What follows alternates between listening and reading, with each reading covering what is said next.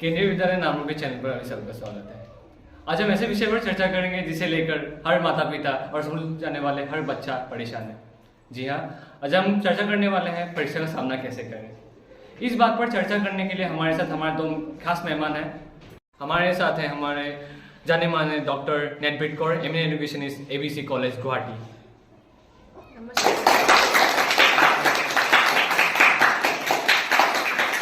और हमारी दूसरी तरफ है जाने माने साइकोलॉजिस्ट डॉक्टर प्रिंस कुमार, जो है XYZ कॉलेज गुवाहाटी। नमस्कार।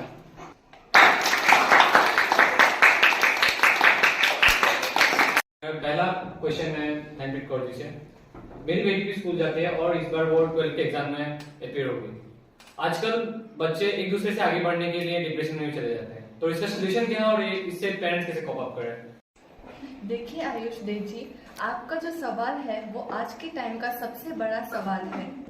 अगर हम आज से 20-50 साल पहले की बात करें तो तब सिचुएशन अलग थी और अब सिचुएशन अलग है। आजकल तो बच्चों के साथ साथ पेरेंट्स भी बहुत टेंशन ले रहे हैं। उनको ऐसा लगता है कि रिजल्ट ही सब कुछ है, जबकि ऐसा नहीं होना चाहिए। एग्जाम तो बस एक पहली शुरुआत है। हम अपने बच्चों को यह बताते हैं कि तुम्हें उससे आगे निकलना चाहिए, तुम्हें ये एग्जाम पास करना चाहिए। उनके दिमाग में इतने नेगेटिव विचार डाल देते हैं कि वह अपने को उससे बाहर निकाल ही नहीं पाता। अब्राहम लिंकन का एक विचार है कि tomorrow is my exam but I don't care because a single sheet of paper can decide my future.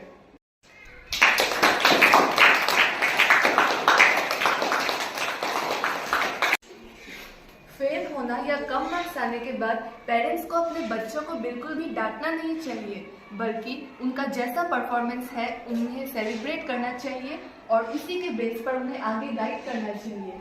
क्या होगा अगर वो अच्छा डॉक्टर नहीं बन पाया? वो एक अच्छा एडवोकेट बन सकता है। अगर एडवोकेट नहीं बन पाया तो एक यूट्यूबर बन सकता है। आजकल तो हर फील्ड में स्कोप है।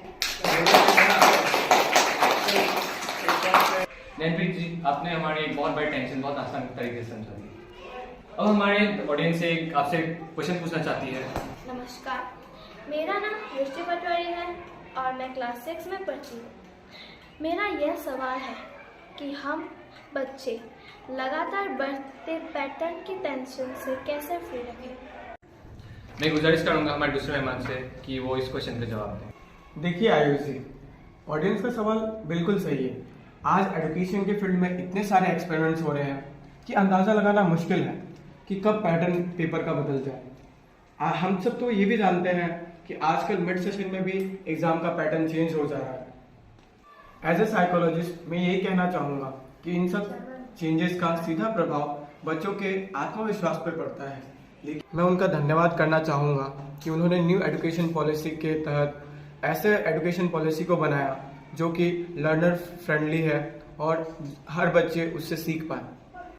आज जो परिवर्तन हो रहे हैं वो आज के भारत को बेहतर और विकसित बनाने के लिए हो रहे हैं। और बात रही टेंशन से कैसे फ्री रहें, तो इसका एक ही समाधान है, आप टीचर से रेगुलर संपर्क में रहें और न्यूज़ पे जो भी न्यूज़ आए उसे विश्वास ना करें, क्योंकि वह गलत भी हो सकती है। अपने टीचर से इस बारे में अपडेट लेते रहें और आपके टीचर जो पढ़ाए उसे अच्छे से पढ़ें और उसे घर पे जाके उसे प्रैक्टिस करते रहें। इस तरह से आप अपनी परीक्षाओं में उन प्रश्नों को प्रैक्टिस करके अच्छा स्कोर कर सकते हैं और इन टेंशनों से भी आप फ्री रहेंगे। और टेंशन का एक बड़ा रीज़न भी होता है कि हम हर वक्त पढ़ते रहते हैं, लेकिन एज ए साइकोलॉजिस्ट मेरा मानना है कि अगर आप हर वक्त पढ़ते रहेंगे तो आपको स्ट्रेस होगा और इससे आप रिलीव होने के लिए आप योगा कर सकते हैं, आप बाहर खेलने जा सकते हैं या फिर कुछ कॉमिक्स पढ़ सकते हैं। क्योंकि इस तरीके से जब आप पढ़ाई करेंगे और जब आप पढ़ते हैं तो लगातार 2-3 घंटे ना पढ़ें, उसमें कुछ देर का गैप दें। जैसे आपने 50 मिनट्स पढ़ाई की तो 10 मिनट आप थोड़ा घूम कर आए या फिर अपने माता पिता से बात करें, जिससे आप टेंशन फ्री रहेंगे। तो यही मैं कहना चाहूँगा, इस बदलते हुए एग्जाम के पैटर्न से आपको अगर सामना करना है तो इन सब चीज़ों को अपने जीवन में अपनाएं, खेल कूद खेलें और अच्छे से पढ़ाई करें। धन्यवाद।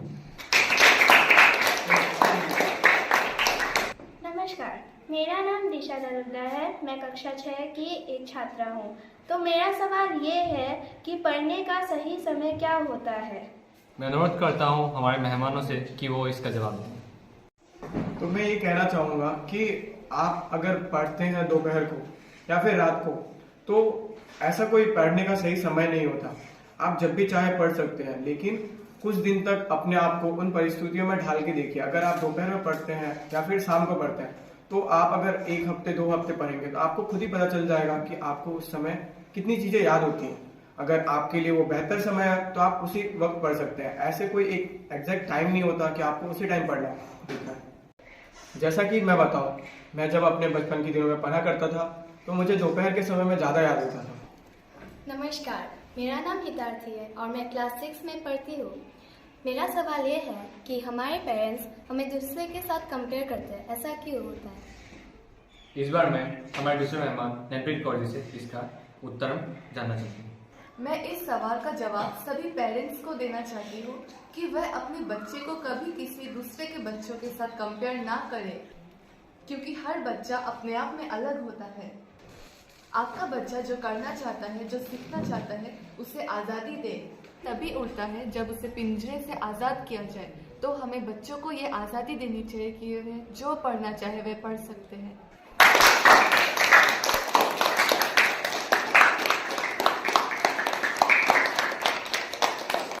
आज आप दोनों ने हमारे सभी क्वेश्चन के जवाब दे दिए और ये आंसर्स हमारे लिए बहुत हेल्पफुल होंगे फ्यूचर में।